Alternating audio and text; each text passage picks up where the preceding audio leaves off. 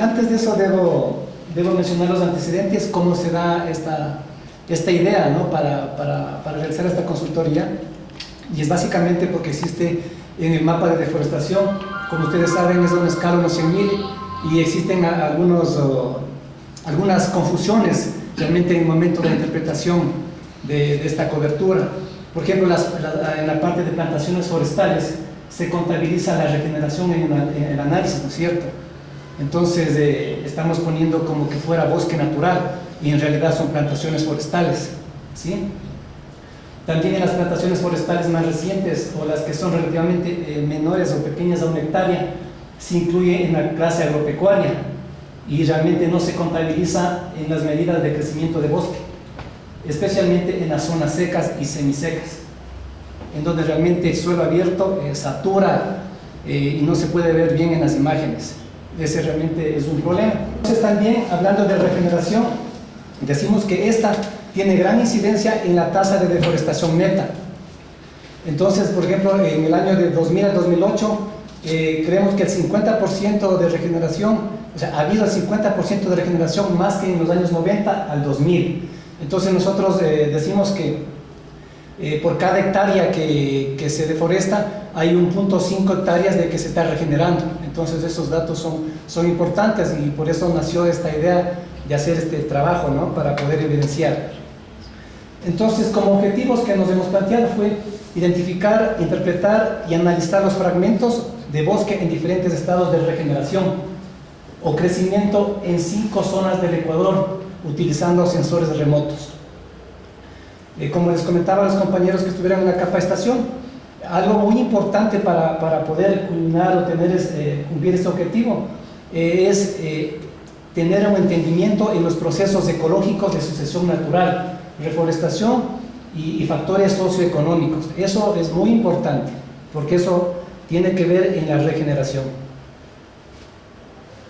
Entonces, aquí nosotros tenemos básicamente en el mapa del Ecuador, hemos tomado 5 zonas importantes donde creemos que hay regeneración. Estos datos son generados por Rodrigo Sierra. Él actualmente se encuentra haciendo una consultoría para la ONU, entonces es básicamente la información de él que nos ha participado. Ahí podemos ver con los círculos en las provincias donde tenemos regeneración. Si se pueden fijar que hay un color azul y también un color verde, ¿no? Los colores azules son regeneraciones antiguas, en la cual estamos contemplando que desde un periodo del año 90, ¿sí?, hasta la fecha hay un proceso de regeneración. Y también tenemos una regeneración temprana, que es un periodo que es del 2000 hasta la fecha, ¿no? Hasta el 2008, ¿no? Entonces, bueno, se tomaron como ejemplo estas 5 zonas de estudio y en cada una de ellas nosotros hemos estipulado unos sitios específicos, como son en la provincia de Orellana, en Sucumbíos, en la provincia de Loja, en Guayas, en Manabí y en Santo Domingo y Los Ríos. Básicamente es en el límite de la provincia de Santo Domingo de los Áchilas y de Los Ríos. En Orellana se trabajó en el Sacha, ¿sí?, en Sucumbíos en Cascades, en Loja en un sector llamado Chahuarpamba, en Guayas en Chongón, en Manabí en Jipijapa y en Santo Domingo en el sector La Primavera y en Los Ríos en Patricia del Pilar.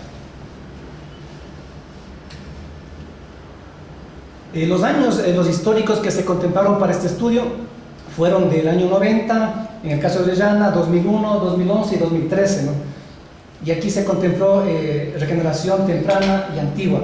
Les debo mencionar que para la regeneración temprana se contempló áreas que están en crecimiento o en regeneración de un periodo de 5 a 10 años, ¿sí? Y para regeneración antigua se contempló pasado de los 10 años en adelante hasta 20 años. Y también se clasificó como bosque maduro o de una regeneración ya muy avanzada, que son bosques con edades superiores a más de 20 años en realidad, ¿sí? Entonces, ahí también podemos ver que en Sucumbío se trabajó únicamente con una imagen de 2013, porque lamentablemente la nubosidad de algunos sitios no se puede tener información histórica. En Chaguarpanga sí disponemos de información del 89, del 2000, 2010, 2013, y tenemos los dos tipos de regeneración temprana y antigua. En el Guayas también sí tuvimos información del 90, 94, 2000, 2011 y 2013. También tuvimos temprana y antigua regeneración. Para Manabí igual tuvimos del 86, del 2000, 2011 y 2013. Igual regeneración antigua y temprana. En cambio, para el sector de Santo Domingo de los Ríos, igual es un sector bastante nuboso y únicamente tuvimos información del 2013. Eso básicamente se enfocó a plantaciones forestales. Aquí en este tipo de plantaciones nosotros contemplamos plantaciones de laurel, de teca, de melina, de balsa en distintas edades.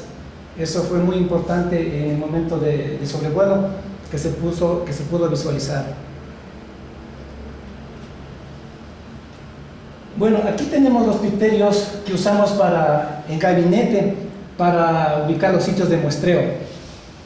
Algo muy importante es contar con información indispensable, básica, ¿no? Que son los sensores remotos, que son fotografías aéreas, imágenes satelitales.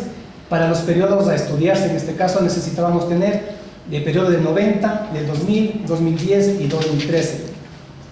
También se requirió como áreas mínimas de 2 a 5 hectáreas aproximadamente, y claro, por la premura del tiempo, por presupuestos, se vio en las áreas que tienen que ser en áreas muy accesibles y las condiciones del terreno así muy favorables en realidad.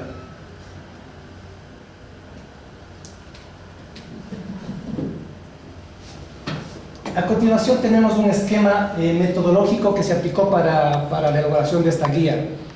Este contempla tres fases. La fase primera, que es la fase de recopilación de información, una fase segunda, que es análisis de procesos cartográficos, y una fase tercera, que es básicamente el trabajo de campo.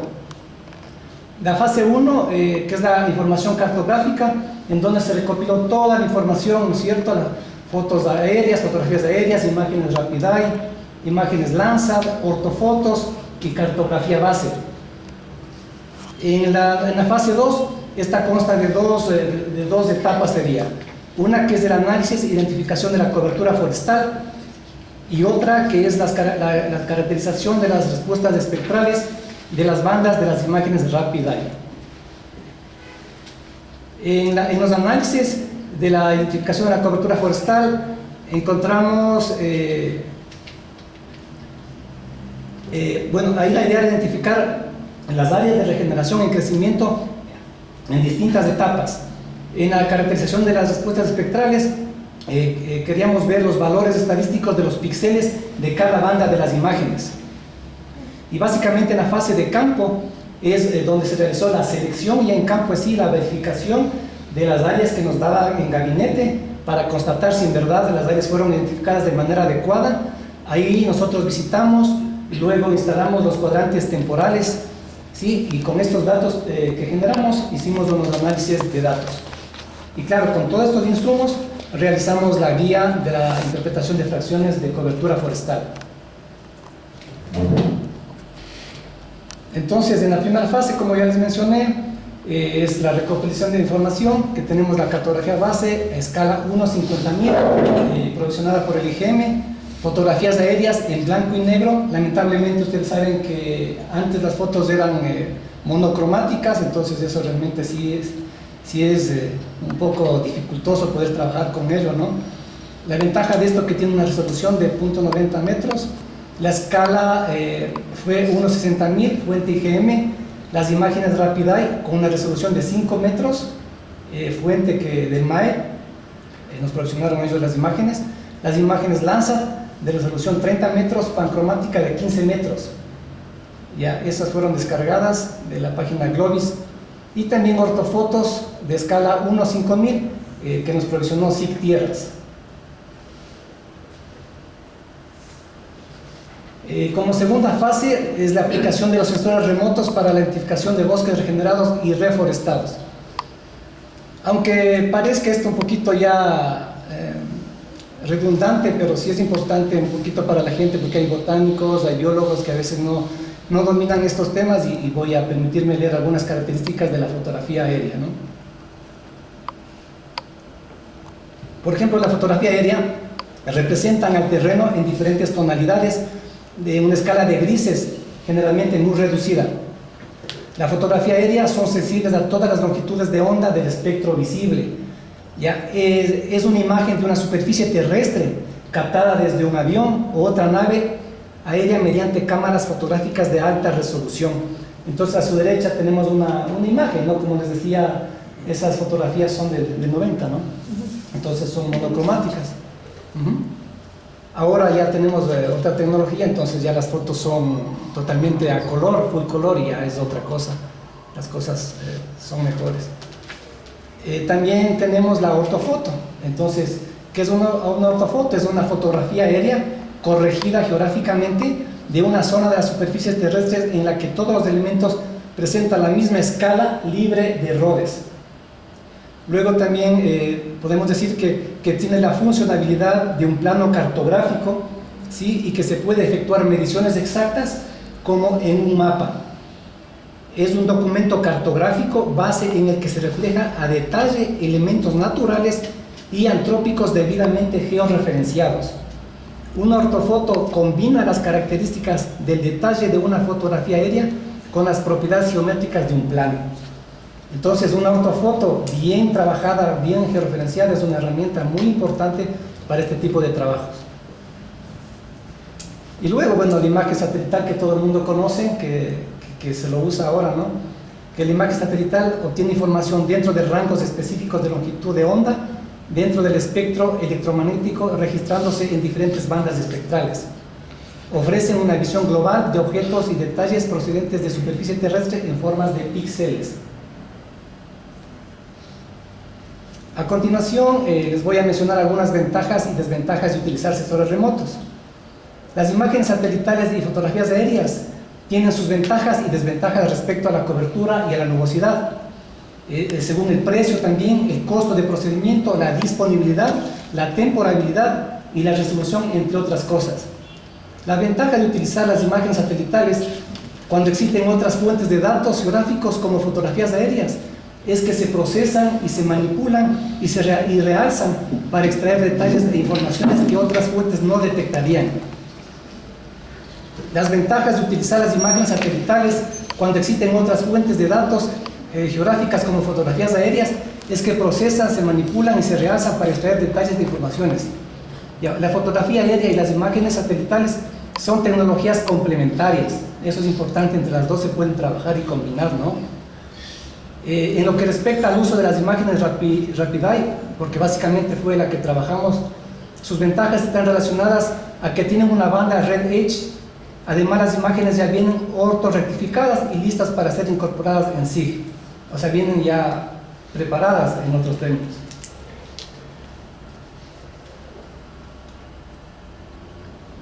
Bueno, dentro del proceso de análisis cartográfico, nosotros utilizamos una herramienta que se llama álgebra de mapas. Ok, esta álgebra de mapas es una aplicación que se usa para analizar la cobertura forestal e identificar el crecimiento del bosque por regeneración natural o procesos de intervención antrópica. Ahora, ¿qué básicamente es el álgebra de mapas? Es un conjunto de operadores que se ejecutan sobre o varias capas raster de entrada para producir una o varias capas raster de salida. Es decir, que se necesita obtener nuevas categorías o valores que indiquen cuáles son las áreas. Por decir un ejemplo, en un primer periodo que no era bosque, en el segundo, tercer y cuarto periodo pasó a ser bosque, ¿sí? O a su vez en el primer y segundo periodo era no bosque y en el tercer periodo pasó a ser bosque, y así sucesivamente. Entonces, con esta operación de álgebra de mapas se puede dar unos códigos a las imágenes que se están procesando. Entonces, para hacer esta álgebra de mapas se utiliza la siguiente fórmula que está ahí. Es la fórmula, ¿no es cierto? Es el periodo, en este caso vamos a decir que es la imagen del año 90. Esta se le multiplica por 1000, ¿sí? Luego a esta se le suma el periodo del año 2000 y esta se le multiplica por 100. Luego a esta se le suma el periodo del año 2011 y se le multiplica por 10. Y luego más del periodo 2013. Si la sumatoria de estas nos va a dar unos valores que podemos fijarnos ahí abajo, ¿sí? En la cual con estos códigos nosotros podemos ver qué es lo que ha pasado a través del tiempo. Por ejemplo, la nueva capa indica la transición que hubo en el área de estudio, si ha tenido una categoría a otra en los 4 periodos a través de los valores. Estos periodos en nuestro caso fueron de 90, ¿no es cierto?, 2000, 2011 y 2013. Pueden haber mucho más periodos que pueden usar de acuerdo al análisis que quieran hacer ustedes, ¿no? Por citar un ejemplo, el área dice con el valor 111, nos indica que todo el tiempo en el año 90, en el 2000, en el 2011, 2013, siempre hubo bosque, es decir, que siempre se mantuvo intacta la cobertura forestal, no fue modificada para nada. Entonces, eso nos indica. En cambio, si tenemos el código 11, 0 y 1, podemos decir que en el primer periodo había bosque, en el año 90, en el 2000 también había bosque, pero por ejemplo en el 2008, 2010, hubo un proceso de degradación forestal y básicamente desapareció esa cobertura, pero nuevamente se puede ver que hay una regeneración para el 2013. Entonces, de esta manera, con este proceso, nosotros podemos darnos cuenta qué es lo que está pasando en el análisis histórico a través de las imágenes satelitales. Si tienen alguna duda, por favor, no duden en pararme, que vamos aclarando sobre la marcha. Este es el 0 es no bosque, 1 es bosque. Así es. Y en principio el primer número es del año más atrás y Ajá. el último del más atrás. Así es. Ajá. Ok. Luego de hacer esto, realizamos la caracterización de las respuestas espectrales. Okay. El objetivo de este análisis es identificar la caracterización y distribución de cada una de las bandas. En este caso, como trabajamos con las imágenes RapidEye, fueron 5 bandas.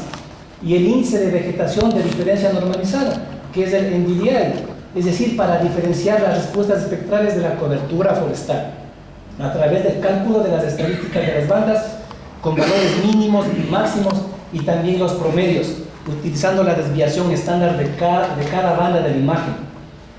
Por ejemplo, en las 5 zonas de estudios se definieron 4 muestras, en la cual tenemos un bosque maduro, como les comenté, que es superior a 20 años, regeneración antigua, que es superior a 10 años, la regeneración,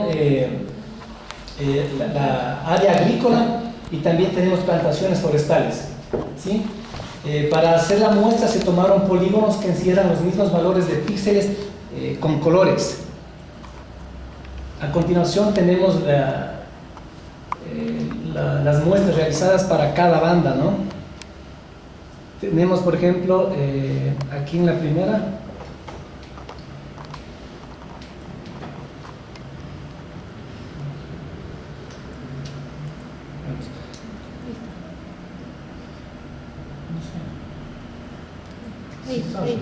ok.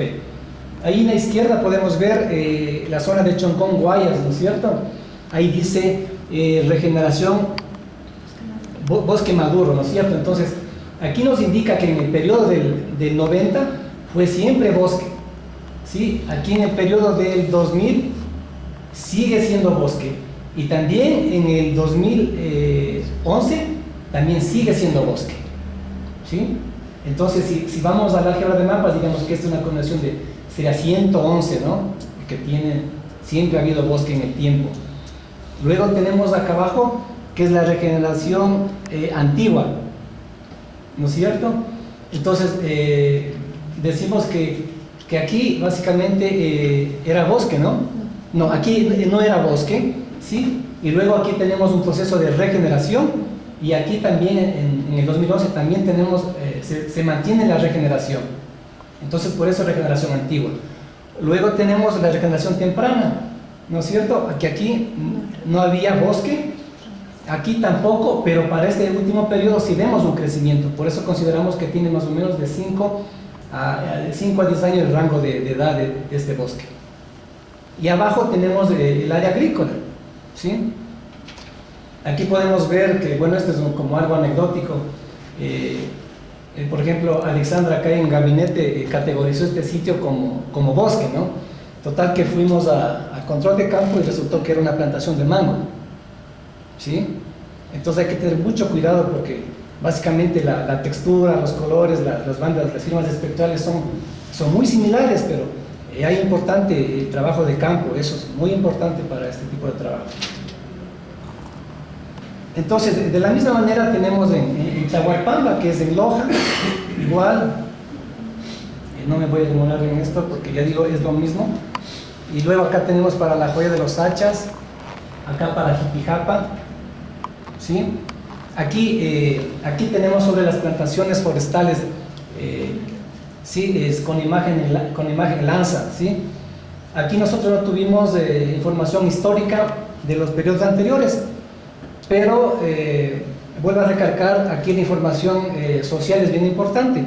Nosotros no nos quedamos con el estudio porque no tuvimos información, ¿sí?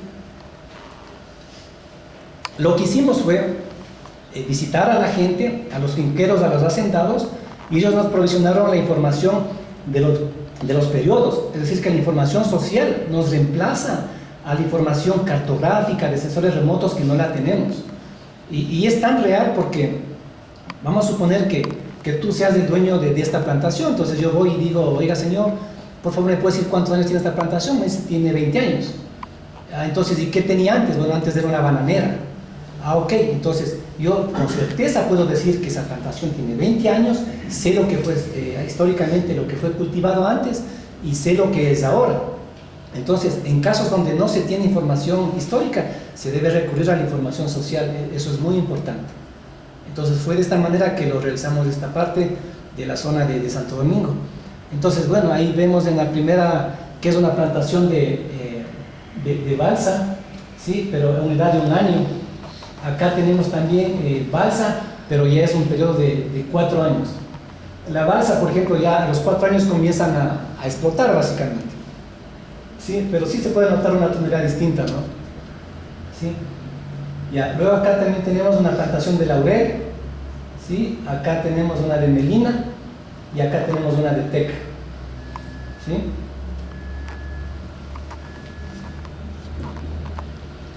Aquí tenemos en cambio las respuestas de los espectros de cada banda, ¿no? Sí, sí podemos ver acá. Sí se ve bien de allá, ¿verdad? Sí. Pues estaba de mañana, por ejemplo, aquí vemos la banda 1, 2, 3, 4, 5 y la NDVI. La NDVI es de la combinación entre la banda 3 y la 5, ¿verdad? Entonces, aquí podemos ver, está categorizado el bosque maduro, regeneración antigua, regeneración temprana y área agrícola. Como podemos darnos cuenta, básicamente no se puede diferenciar, ¿sí?, entre estos tipos de regeneración. ¿Sí? Son similares los valores, ¿no? Pero sí se puede diferenciar entre área agrícola, ¿sí? Entonces, ¿qué diríamos? Que podemos diferenciar claramente en lo que es bosque y lo que es no bosque, ¿no? Claramente con la banda 1. Con la banda 2 igual tiene la misma tonalidad, los mismos rangos, ¿sí? Con la 3 tiene el mismo patrón de distribución. Bien.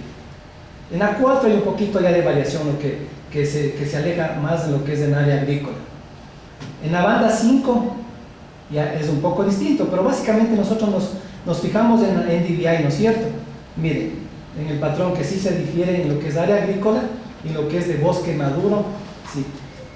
Y aquí también sí hay un poquito de diferencia, pero no es tan grande la diferencia, ¿no? Aquí en Manabí, que es una zona seca, miren igual el patrón, ¿no? Muy parecido entre bosque maduro y regeneración antigua también. En temprana difiere un poco y en área agrícola totalmente sí se puede diferenciar. Lo mismo la banda 2, la 3 también, igual acá la 4. Igual en NDVI, igual, mire, sí se nota la diferencia, ¿no? Aquí sí se nota. Se puede diferenciar entre temprana, entre área agrícola, y claro, aquí hay un poquito de confusión, es igualito, idéntico, básicamente bosque maduro y regeneración antigua también. Podría confundirse tranquilamente eso, ¿no? ¿Las barras son límites de confianza o son desviaciones? Es el valor del píxel. El valor El píxel y la barra. Es el valor del píxel, el eje Y.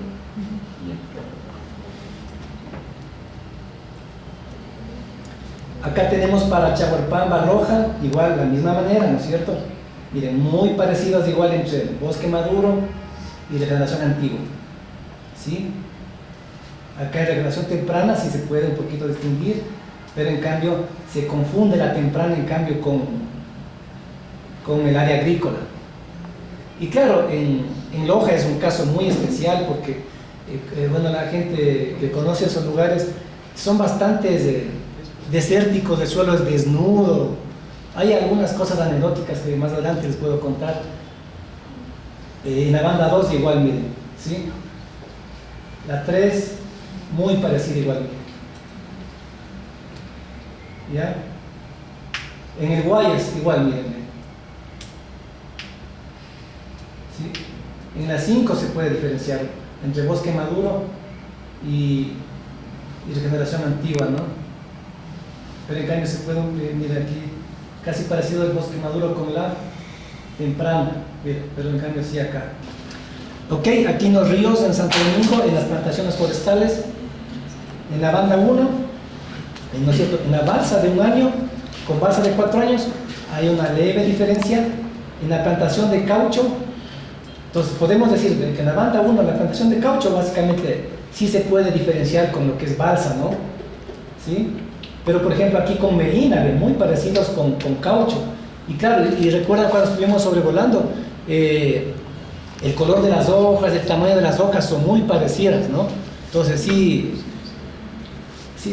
se puede confundir. Pero claro, entre balsa las hojas son bien grandes, ¿no es cierto? Y con laurel que son pequeñas, sí se puede diferenciar. La teca también sí se puede diferenciar acá, ¿no?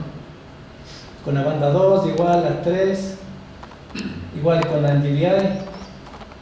Miren, con la balsa casi con 1 y 4 años casi no se puede diferenciar. Pero entre caucho y laurel, mira, aquí se confunde, podría decir. Aquí con melina sí hay diferencia, ¿sí? Y con teca también.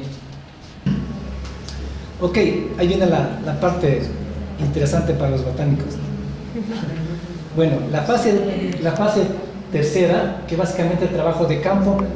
Esta es muy importante porque respalda, ¿no es cierto?, y verifica el trabajo de gabinete que hacen los geógrafos.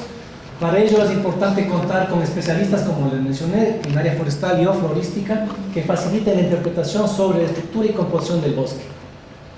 Entonces, esto comprende la verificación de los sitios de muestreo, la selección de los puntos de muestreo en campo y la ubicación e instalación de los cuadrantes. Entonces, con los puntos que, por ejemplo, aquí tengo un ejemplo, ya, aquí tengo 14 puntos que me daba Alexandra, con las coordenadas, aquí los periodos, ¿no es cierto?, que me daba. Yo me iba al campo, iba a chequear si las fracciones de cobertura forestal fueron validadas. Fuimos a ver si el tamaño entraba dentro de lo previsto, o sea, 2 mínimo, o sea, 2 hectáreas mínimo o 5 hectáreas. Entonces, claro que hay, por ejemplo, que dice 11, 10 hectáreas, pero a veces están muy alejadas, ¿no? Entonces, como les mencioné al inicio, eran sitios accesibles. La edad del proceso de regeneración o reforestación y facilidad en el acceso. Entonces, miren, si pueden darse cuenta, aquí están los polígonos, ¿sí?, identificados por Alexandra. Y yo iba a hacer el recorrido y verificaba si en verdad esto era regeneración, ¿no? Luego ya en el campo, ya una vez que determinamos qué sitio vamos a muestrear, entonces se procedía a tomar una coordenada UTM de referencia al inicio, ¿sí? Ahí se instaló el cuadrante temporal de 30 por 30 metros, que en total son 900 metros cuadrados. Siempre el cuadrante se instaló con rumbo norte, ¿no? Siempre. Y en cada esquina se ponían balizas de madera para tener referencia de la delimitación del cuadrante. Entonces, bueno, ahí tenemos la hoja de registro de campo. Para el análisis de datos se sacó el área basal, ¿sí? Con el área basal se obtiene la dominancia relativa, la densidad relativa, ¿sí? La dominancia relativa viene del área basal, sí, de la especie, para el área basal total del cuadrante multiplicado por 100. La densidad relativa viene del número de individuos por especie, para el número de individuos total de la parcela por 100. El IBI es la sumatoria de los dos valores, que nos da un valor de 200, ¿no? Siempre tiene que ser 200. El volumen, ahí tenemos la fórmula, ¿no es cierto? Que es el diámetro al cuadrado multiplicado por pi, dividido para 40.000, y por la altura, en este caso es la altura total, y un factor de forma que es de... Ok, bueno, entonces ahora vamos a ver los resultados de regeneración en el bosque húmedo tropical. A ver, aquí tenemos la densidad del área basal, volumen y riqueza de especies en 4 sitios de bosque de regeneración en Orellana y Sucumbíos. En Orellana tenemos 3 sitios y en Sucumbíos, en el sector de Cascales, tenemos 1 sitio. ¿Sí? Bueno, ahí en la columna al lado izquierdo tenemos el número de individuos. Entonces, con el color azul está representado la regeneración antigua, ¿no? Este le realizamos en un bosque de inundación temporal. Ahí vemos que tiene 127 individuos, ¿sí? Este sitio tiene 23 familias, 34 géneros y 43 especies. Como pueden ver, 43 especies ya es un numerito ya significativo, ¿no? Entonces eso también sí está a la par de lo que es una regeneración antigua. Luego tenemos con el color rojo la regeneración temprana en tierra firme. Hay menor individuos, solo hay 116, hay 18 familias, géneros tenemos 22 y 27 especies. A nivel de área basal, podemos hacer una relación, miren, en el bosque antiguo tenemos 1.6 metros cuadrados de área basal, que serían 900 metros cuadrados, ¿no? Entonces, en regeneración temprana tenemos 1.2, ¿sí? Y en otro punto también que es de regeneración antigua tenemos 1.7. Si se fijan entre el color azul y el verde, que ambas son antiguas, mantiene una relación de 1.6 1.7, es casi similar el área basal, ¿sí? Y en la regeneración en cambio temprana vemos de 1.2 y en el otro 1.1. Entonces es muy similar el área basal en los sitios. A nivel de volumen también podemos decir que en los 900 metros cuadrados tenemos en la regeneración antigua tenemos 15 metros cúbicos, en la temprana 11.7, ¿sí? En la otra antigua tenemos 22.1 y en la otra que es temprana tenemos 12.4. Entonces, como igual podemos darnos cuenta que en la estructura, ¿no es cierto?, del bosque, mira, se dan cuenta que sí mantiene una relación, si hay una diferencia, ¿no?, entre área basal, entre volumen, el número de individuos, el nivel también de especies. ¿Y en esos Simpson daba alto en diversidad? ¿Cómo? En Simpson daba alto en diversidad en esos. Y más adelante tengo los. Ah, Sí, más adelante tengo. Ahorita solo estamos con eso, más adelante tenemos. Entonces, acá tenemos, hemos hecho una distribución diamétrica en los 4 sitios para la misma zona, ¿sí? Mire, si se dan cuenta, normalmente tiene la J invertida, ¿no es cierto?, una distribución diamétrica en un bosque natural, y claro, y si se pueden fijar, en la línea azul, nomás que es la primera, ¿no? Miren, tiene la J, ¿no? Igual la línea roja, imagínense, solo la roja, tiene la J, ¿sí? En donde la mayor cantidad de individuos se concentra en la clase de 5 a 9.9 de diámetro. Entonces, el mayor número de individuos se encuentra en esa categoría diamétrica, ¿sí? Entonces, eso también, por eso te decía Lenin.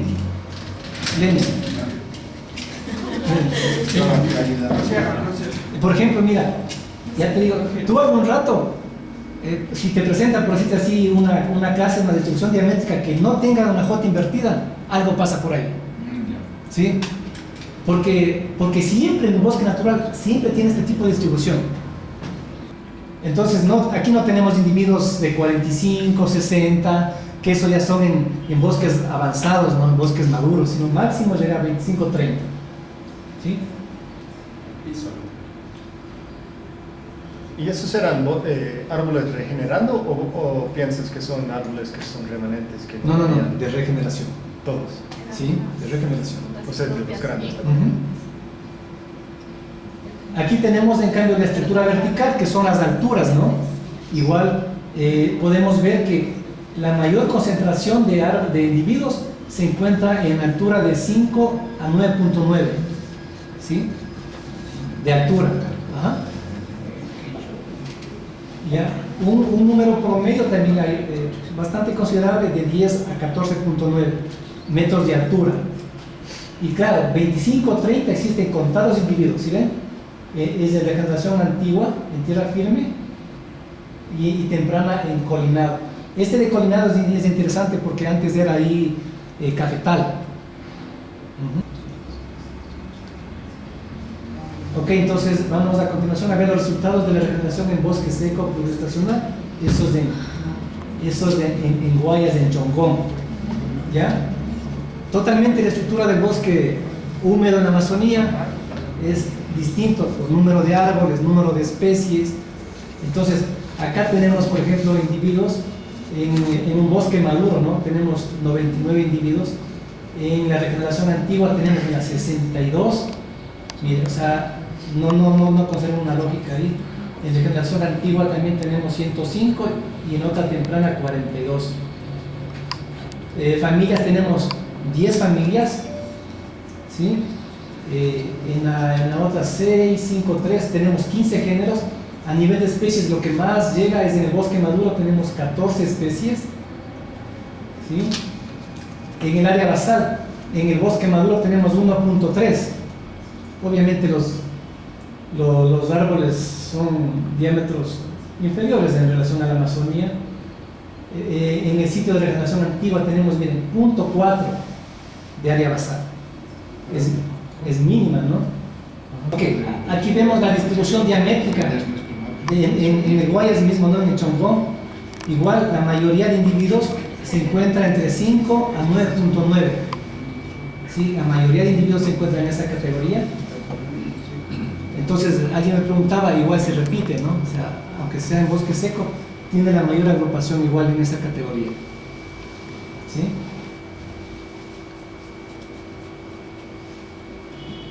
La estructura vertical, igual, en cambio aquí vemos que los individuos existen mayor agrupación en la categoría de 5 a 9.9 metros de altura.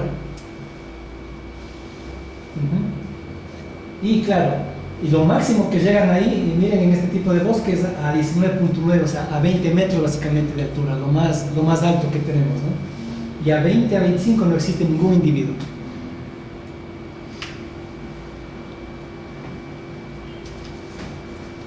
Esto es en Cuycuy, ¿sí? Ahí vemos, igual, bueno, ahí tenemos 5 sitios, ¿no es cierto? Ahí, cuando estuvimos visitando el sitio de control, que es el bosque maduro, tenemos 128 individuos, ¿sí? Tenemos 15 familias, 19 géneros y 19 especies. A nivel de área basal, tenemos 2.2, ¿ya? En la regeneración antigua 1, que está con el color rojo, tenemos en área basal, tenemos 0.50, ¿sí? Y en la regeneración antigua 2 tenemos ahí 0.1, es bajísima en realidad. Y en la otra temprana tenemos 0.2 también. Entonces el área basal, miren, ahí en ese tipo de bosque es muy bajo en realidad. Claro, pero en el bosque maduro sí tenemos 2.2, ¿no? A nivel de volumen, igual, en el bosque maduro tenemos 8.5 volumen de metros cúbicos en 900 metros cuadrados de área. En regeneración antigua tenemos 2.1 y en los otros sucesivamente mucho más bajos. Entonces conserva igual esa relación, ¿no?, de la estructura. La distribución diamétrica, ¿sí? La mayor agrupación se encuentra en la categoría de 5 a 9.9. Si la mayoría de árboles, el diámetro es hasta 9.9. Tenemos en el bosque maduro de control, tenemos 4 individuos que pasan de 30 centímetros de edad. Solo 4 se dan cuenta. Igual en 25 a 30 igual, 4 igual, ¿sí?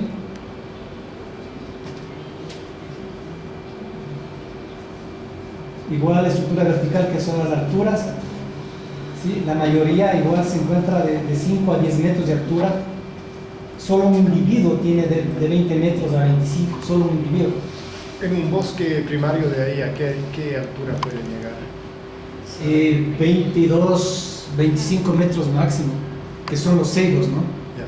Ajá. El bosque de control sí es un bosque maduro, ¿no? Maduro. Primario. Ajá. Pero en la parte del otro, claro, en Manabí sí, Los sí es bototillos sí 20, pueden llegar 25, más. pero en Loja las ceibas son más altas que en Manabí. Ahí sí puede ser, con las caballeras son más altas. Ok, estos son los resultados para Chaguarpamba en Loja, ¿sí? Ahí igual tenemos 5 sitios de estudios, un bosque maduro, tenemos 147 individuos, en regeneración temprana tenemos 78, y ahí es donde yo les decía, en regeneración antigua, que tiene 234. Obviamente aquí era un cultivo antes, no hay bastante, la especie dominante obviamente es una regeneración de mango, ¿no? Bastante. Entonces justo la observación que tú me hacías, es bueno aclarar ahí. Igual las familias tenemos 27 en el bosque maduro, 23 géneros, 35 especies. Entonces miren si conserva igual la relación con los bosques que están en regeneración, ¿no? Que tienen menores familias, menores especies. A nivel de área basal, claro, tiene el bosque de regeneración antigua, que es de color verde, que tiene mayor individuos, también tiene mayor área basal, ¿no? También mayor volumen, ¿sí?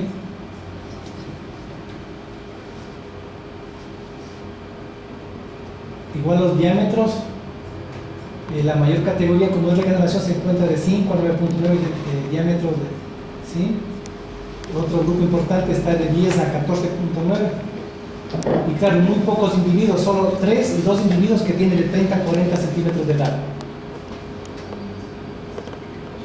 La estructura vertical, igual, la mayoría de individuos se encuentra igual hasta 9.9 metros de altura.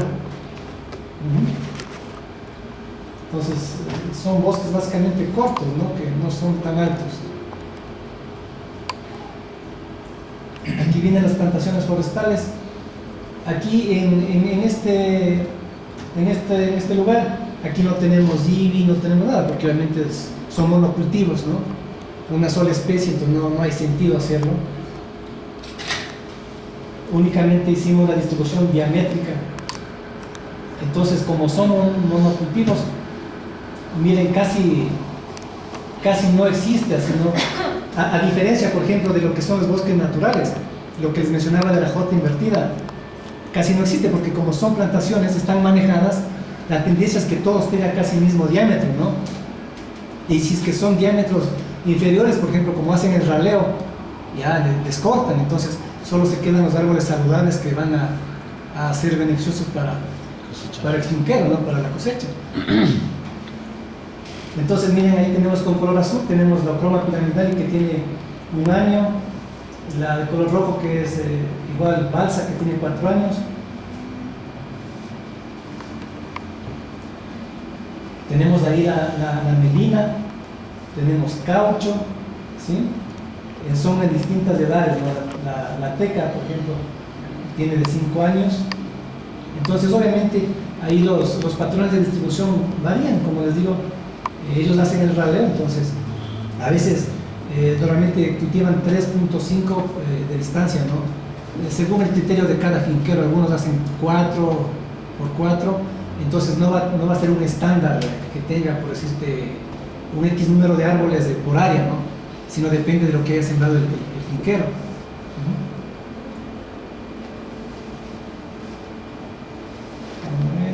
Bueno, ahí creo que es un poquito de teoría ahí. Ok, aquí tenemos los valores de importancia ecológica, ¿sí? Que como ustedes saben, los botánicos es el patrón importantísimo para ver cuáles son las especies más importantes en un bosque. Entonces, en Orellana, por ejemplo, tenemos a Triplaris duganda, ¿sí? Que es la especie más abundante en un sitio, ¿no? Que tiene 20 individuos y un IBI de 17, ¿sí? Luego está seguido de Vismia. Vismia es una especie que se encuentra en lugares de regeneración. Es una especie típica en regeneración. Mira, se encuentran ahí en el segundo lugar de valor de importancia.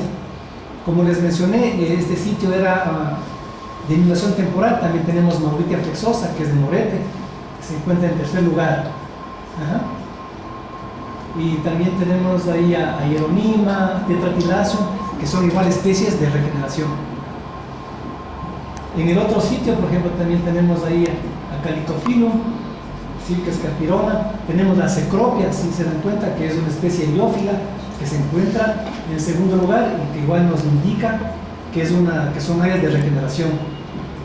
Tenemos a Virola también, que Virola igual son especies de rápido crecimiento que están en áreas donde han habido claros, ¿no? Hay aquí un error. En la segunda fila de la tabla de abajo, la frecuencia de 1 en el segundo lugar. Entonces eso es lo que, más o menos lo que decía la diferencia del compañero. No necesariamente, porque hay más individuos va a ser más importante. Entonces, en ese caso, tiene mayor diámetro esa especie. Tú puedes tener 20 individuos de diámetro de 5 de diámetro, o puedes tener uno de 60 de diámetro. Y eso te va a ser más importante. Ok, y ese es el caso. Así es. Okay. Así es. Y se compara también la regeneración antigua más bien con la Así es. nueva, ¿no? Si Ajá. son otras especies. Claro, porque en regeneración temprana van a haber algunas especies, pero que ya en avanzada van a desaparecer. ¿Sí? Entonces no vamos a tener, por ejemplo. Ya, estas son regeneración antigua, ¿no? Ok. Esta es temprana, por ejemplo. Si ven, ahí era un pastizal. Y claro, normalmente los finqueros tienen plantas de guayaba, ¿no? Entonces, como se dispersa, mira, salió bastante Psyllium guajua ahí, ¿no es cierto? Entonces nos indica que antes ahí era una actividad antrópica, ¿no? Luego tenemos las miconias, igual que son de crecimiento en etapas sucesionales tempranas, que ya no encontramos en cambio en el bosque antiguo. ¿Sí se dieron cuenta? Aquí tenemos en cambio sí miconias, tenemos Heliocarpus, que son especies de rápido crecimiento donde hay claridad. Como les mencionaba, es una regeneración sobre un cafetal, ¿sí? Ahí mire, Schefflera morototónico, esa es de rápido crecimiento, por ejemplo, ¿sí? Tenemos ahí como cuarto de valor de pulsar tenemos café, ¿no? Claro, indicando que era antes cultivo de café. Cacaranda también, que son rápido crecimiento, miconias.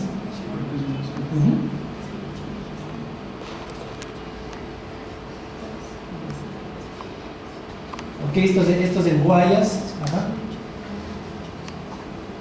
Sí. Tenemos la Pisonia aculeata, que en primer lugar de valor de importancia. En tercero tenemos la Rosera gravulens. ¿Sí?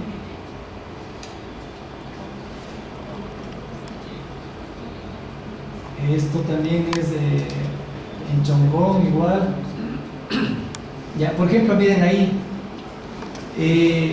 Estas especies ustedes van a ver, son muy frecuentes, ¿no es cierto? Aunque sean áreas intervenidas, están ahí. Normalmente están en áreas de pastizales.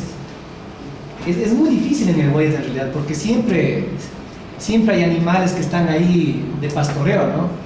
Entonces va a ser muy difícil conservar un área de regeneración que le den seguimiento, que progrese en realidad. Porque son áreas que están ahí con ganado, ¿sí? Igual aquí en la regeneración antigua tenemos la Cordia lútea, que es bien abundante. ¿Sí?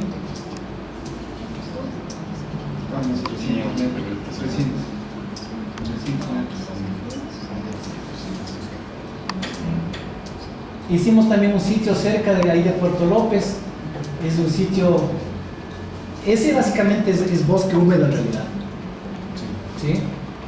Es bosque húmedo ahí. Entonces ahí existe bastante regeneración de cordia, por ejemplo, de laurel de manera natural. Existe bastante laurel por allá.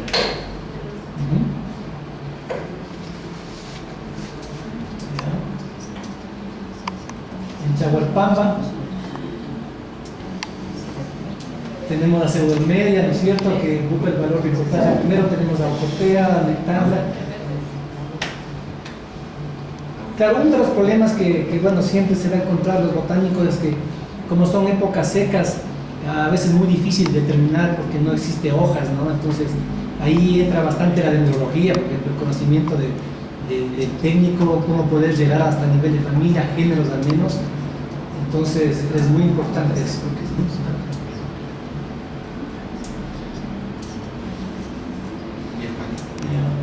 Por ejemplo, aquí Leocarpus americano, en regeneración antigua, esa es una especie pionera, ¿sí?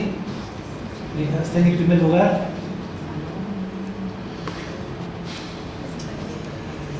Esto es lo que les contaba ahí del que era cultivo antes del mango, ahí está, el mango en primer lugar. Ok, condicionantes ecológicas que influyen en los procesos de regeneración. Entonces tenemos suelo, tenemos precipitación y tenemos dispersión de semillas, justo lo que estaba mencionando la compañera, ¿no? En el suelo tenemos que contemplar nutrientes, ¿verdad? La consistencia del suelo, ¿no es cierto? El histórico, ¿qué fue antes? Si fue, por ejemplo, pastoreo, obviamente va a ser un suelo compactado y eso va a demorar en regeneración, ¿sí? Las especies se van a demorar. En cambio, si era un suelo que era de cultivo, era un suelo que estaba suave, labrado, va a haber regeneración mucho más rápido, además que tiene nutrientes, ¿no? La precipitación también es importante, ¿sí?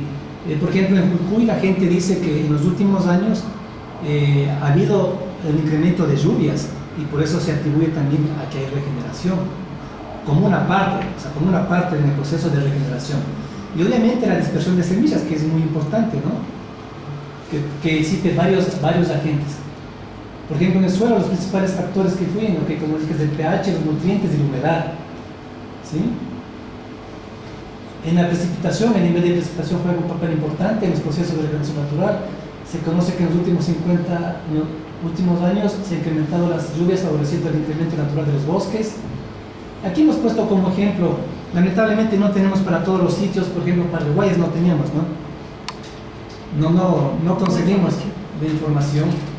Entonces, pero tenemos para Manabí y Loja, ¿no es cierto? Y ahí podemos ver los picos más altos donde ha habido mayor incremento de precipitación, que son en los años, básicamente en el 97 hasta el 2007, ¿no? Que ha habido mayor incremento.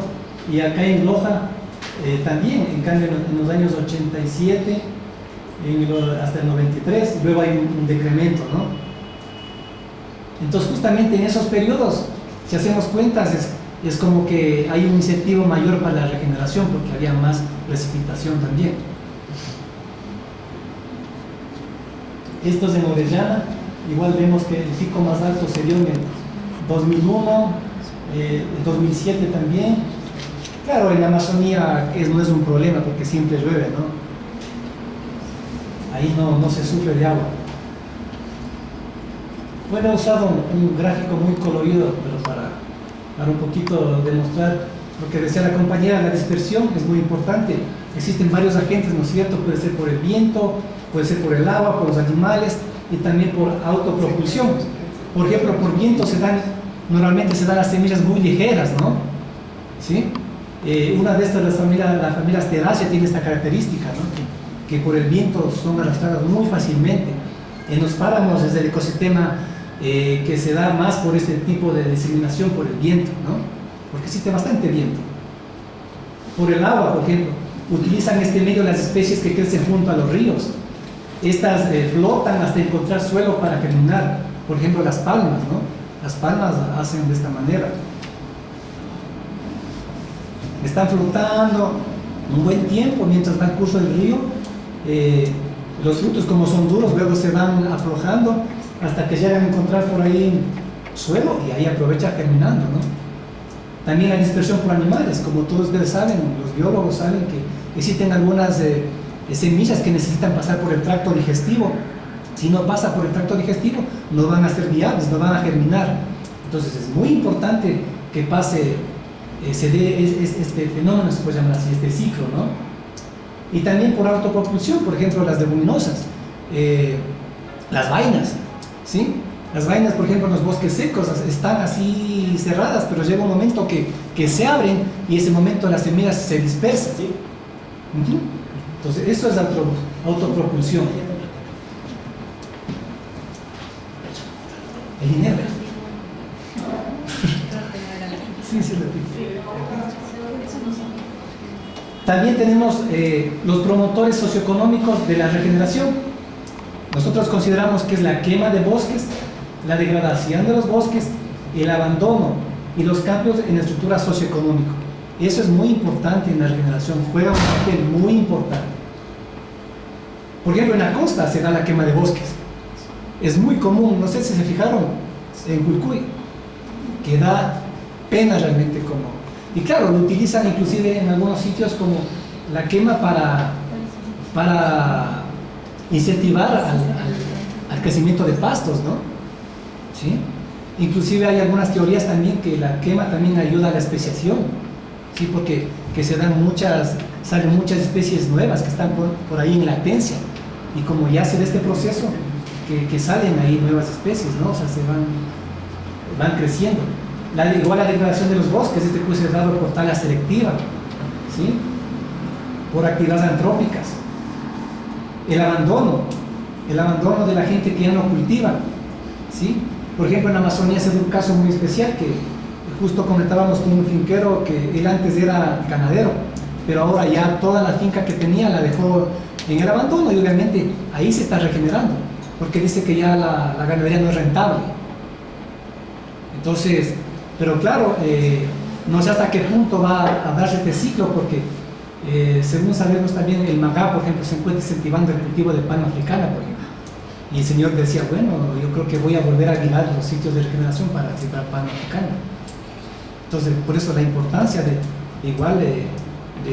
darle seguimiento y poder conservar estos bosques, no sé, hacer arreglos, convenios con finqueros que tienen estados de sucesión natural para poder conservar y hacer estudios de regeneración, ¿no? Por ejemplo, los cambios en la estructura socioeconómica, la migración, ¿sí? Hay gente que dice, bueno, yo ya quiero viajar a la ciudad, ya no me rinde la agricultura, prefiero usted ser empleado, entonces deja las tierras. Y ahí es cuando se da la regeneración. O también por procesos ya culturales o procesos de concienciación, de educación, que ya ha llegado, por ejemplo, ahora el MAE, por ejemplo, está visitando sitios, ¿no? Y da charlas, y la gente también a través de la televisión se da cuenta que los bosques son tan importantes y dice, ok, quiero conservar, ven la importancia de tener los bosques, entonces deja que se regenere, inclusive incentiva la regeneración, hace enriquecimiento que se llama con especies forestales de rápido crecimiento, entonces de alguna manera está incentivando la regeneración.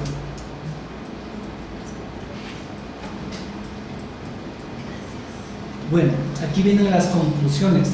Bueno, las conclusiones, hay conclusiones nuestras y también hay conclusiones en base a revisión bibliográfica que justamente tienen que ver con los temas que nosotros hemos abordado, justamente con la regeneración. Entonces, es tan fácil ver, ¿no es cierto? La edad es la manera más fácil para clasificar etapas de sucesión natural. Eso lo hacemos hasta en gabinete, ¿no es cierto? Nosotros hacemos la comparación de los históricos y decimos, ok, estos son distintos niveles de regeneración, ¿ya? Los bosques con edades diferentes pueden tener estructuras similares de masa, ¿sí? Escuchen, los bosques con edades diferentes pueden tener estructuras similares de masa. De biomasa. Claro, sí, de biomasa, ¿sí? Pero esto va a depender mucho igual de la calidad del suelo, ¿sí? Vamos a suponer que tenga 5 años, aquí también acá 5 años, pero el tipo de suelo va a influir mucho. También si es que en ese sitio existe mayor precipitación, si es que se dan otras condiciones. También miren, dice, la edad del bosque no es un parámetro eficiente para predecir la fase sucesional, ya que muchos factores influencian de las diferencias estructurales entre lugares de edad similar. O sea que es relativa la edad del bosque, ¿no? Acá abajo dice, los bosques sucesionales con la misma edad de vegetación pueden tener estructura de masa diferente por la influencia de fertilidad, justo lo que decía arriba, ¿no? De los suelos, de estructura del suelo, patrones de precipitación, historia de uso del suelo, vegetación original, tamaño del espacio abierto y otras actividades.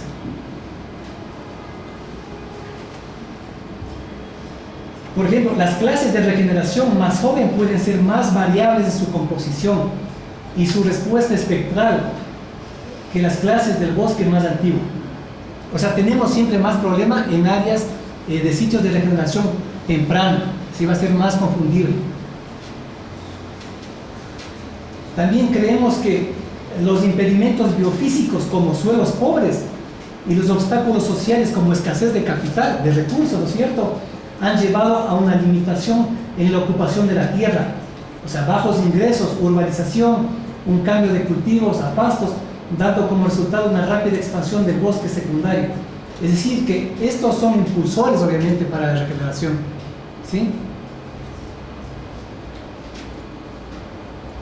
Esto es importante, miren, la composición de especies, la estructura y las dinámicas del bosque secundario están influenciados por la historia, pasado del uso de la tierra y de la perturbación, ¿sí?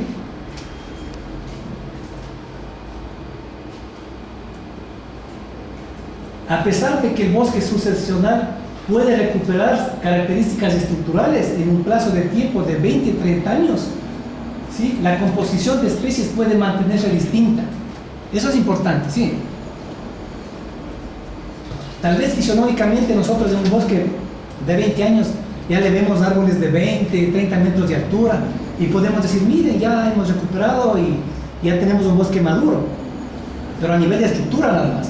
Pero a nivel de especie nos va a tomar mucho más tiempo, ¿sí? Tal vez, no sé, 50, 80 años. O nunca, ¿no?